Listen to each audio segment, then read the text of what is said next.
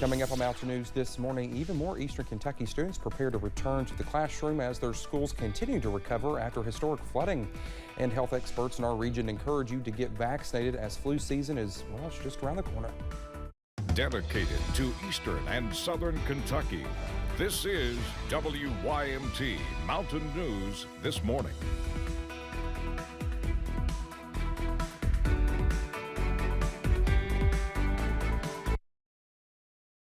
6 o'clock, and it's Wednesday. I'm Dakota Makris. Good morning to you. Let's head over to Brandon for a look at our forecast because he made a face at me. So I don't know what that face was about, Brandon. I was waiting to see if you were going to say the season. No, I'm no longer saying seasons anymore. No. Because you're 0 for 2 right now. Nope, I'm no longer saying any season. Seasons do not exist here on Mountain News this morning. That's exactly right. Unless it's only weather. But in the news side, that's right. What's a season? Exactly. It's something you put on food, right? Exactly. But the forecast for the last day of summer is looking on the hotter side. So summer going out again with some heat. Let's take a look at I-75 at Corbin this morning. No major issues down that way. The billboard's not on, so it's not as bright as it normally is. It's kind of like the Mountain Parkway up at Slade, where there's not much light down there from headlights. Hard to see anything, but it's quiet down there this morning. 55. And then here is the thing that is kind of surprising to me. Now, Jonesville was at 55. They've bounced up to 57. They gave their 55 to Wise. So it's just scooted up the road a little bit. But Southwest Virginia, the coldest spots in the region this morning, followed by Hazard and Jacksboro at 59. And you see again 64 in Prestonsburg, Jackson, and Somerset. Just notice they were at 64. But Louisville's coming back down again. 78 earlier, 74 now, but the heat is building in. So normal day to maybe a little bit of iced coffee back towards central Kentucky on the coffee meter. And the next dozen hours, yep, those donuts are going to melt today if you don't eat them fast, because it is going to be a steamy one out there as temperatures top out near 90 degrees this afternoon. Dakota?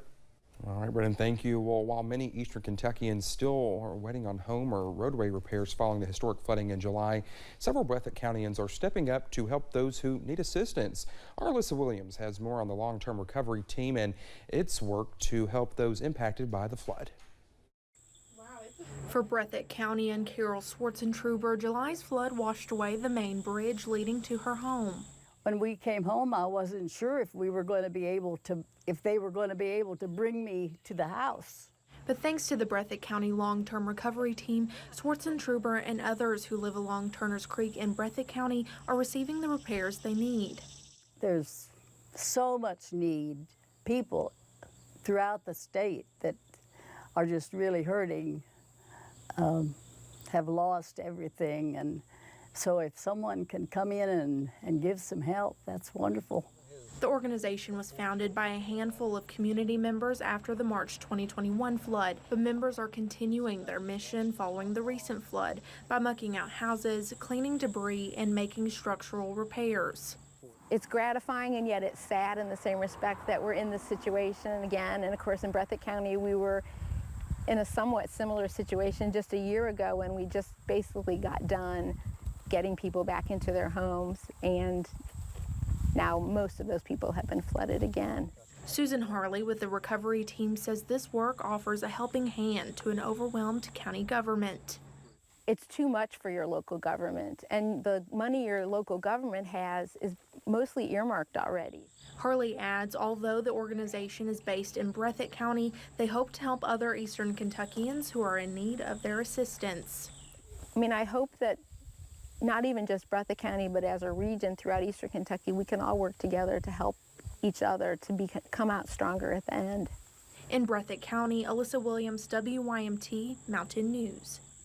Well, if you're interested in learning more about the Breathitt County Long-Term Recovery Team, it will have a meeting next Monday at 5:30 at the Breathitt County Senior Center. And FEMA officials say they have called, texted, sent letters, emails, and even sent specialized teams door to door in an effort to reach some flood survivors.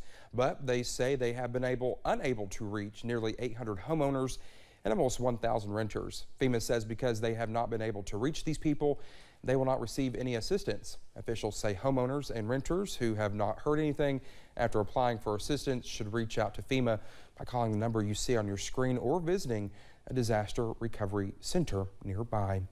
And students at one Letcher County school returned to the classroom Monday.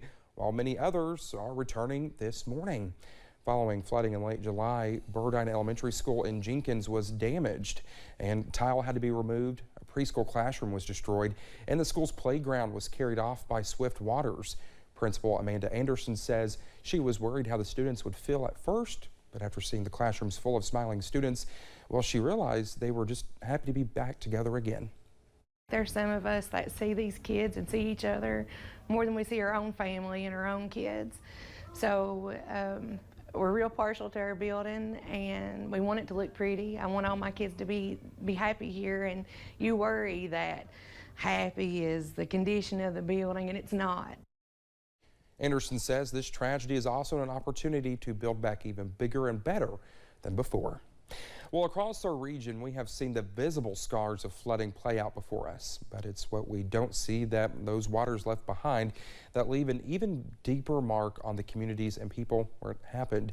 Amber Philpott shares a story of how one community center opened its doors in the wake of what happened to be an outlet for a mental health break. It is a soothing sound meant to be relaxing. The water here in this Letcher County community flows to a place that was spared when the water wasn't so tranquil. Cowan Community Center has been a part of the community since I was a young girl. Valerie Horn calls this little slice of heaven tucked outside of Whitesburg a blessed ground. The space is a comforting space and a healing space. The Cowan Community Center has been serving children and families in this area for more than 50 years. We were also very fortunate when we could reach the space to learn that it had not flooded. But Horn knew the devastation around it was widespread, and a place already dealing with so much. No one deserves the disaster to have their home swept out from under them in the dark of the night and the early morning. And it was then that Horn knew this space of serving would play a part in the healing moving forward. Within a few days, we realized that this was a critical space that needed to be utilized also.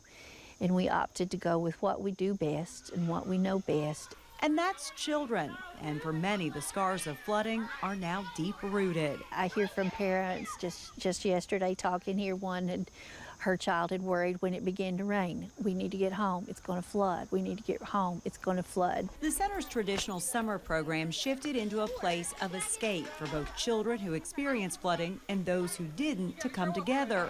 Meals were provided, and simple things like games and art allowed for emotions and healing to play out in a very normal way. Their well-being and their mental health has been a priority. And I think what has happened is a lot have had their safety shaken. Andrew is one of those. Like all the houses that got like swooped away, and like all the water just slid it away. But despite losing everything, Andrew and his sister Ada have found joy in just being kids here at Cowan. It's home. It feels like home. Being family means we help each other and we're nice to each other. It's not always just play. The team here has had outside help in mental health training, and a lot of times it's about just listening. We sat in on a moment where talking about your feelings was okay. I'm really proud of all of you and the help that you're sharing. You quickly understand that everyone here, no matter the age, has been affected, and that these youngsters have been looking out for one another. It's been terrible. I mean, I didn't go through that, but seeing them get rid of their house just makes me feel bad. Kristen Pauley is 11. Her family lost everything in their home and have been relocated several times. She was supposed to start middle school this year. Honestly, it's really devastating to see all this happen, especially downtown in Whitesburg.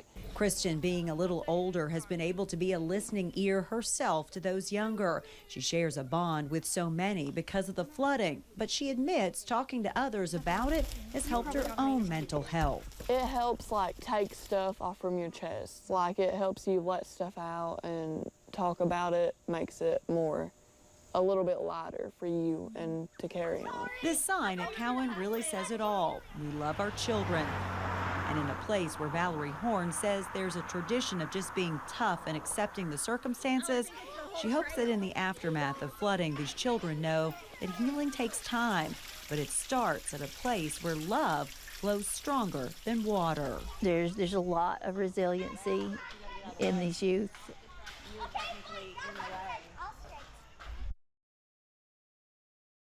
And that was Amber Philpott reporting. Well, flu season is right around the corner, and health experts encourage you to get a flu shot. Hometown Pharmacy of Hazard administered 50 flu shots last year. Pharmacist Tyler Wells says he expects to do more this year. Other health experts say they expect to see more flu cases this year due to people not wearing masks as often as we used to. I, one time, was kind of hesitant as well, but it's something I do yearly now as well. I think the FDA looks at data from previous years and does a really good job at kind of predicting what strains are going to be most prevalent. Health experts say even if you do get the flu shot but end up getting the flu, you could have gotten a less dominant strand of the virus, but the shot could help make symptoms less severe.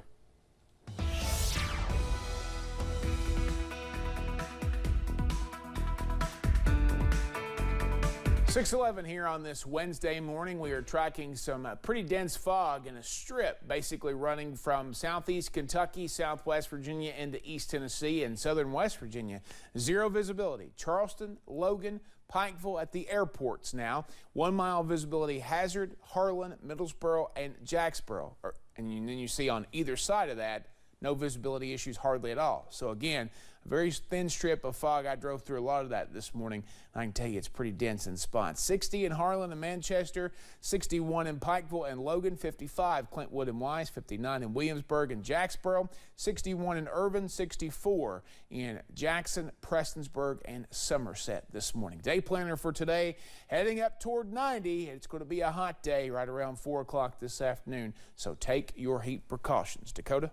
All right, Brendan, thank you so much. When we come back here on Mountain News this morning, President Joe Biden prepares to deliver his address at the United Nations as world leaders are set to discuss some major issues around the world.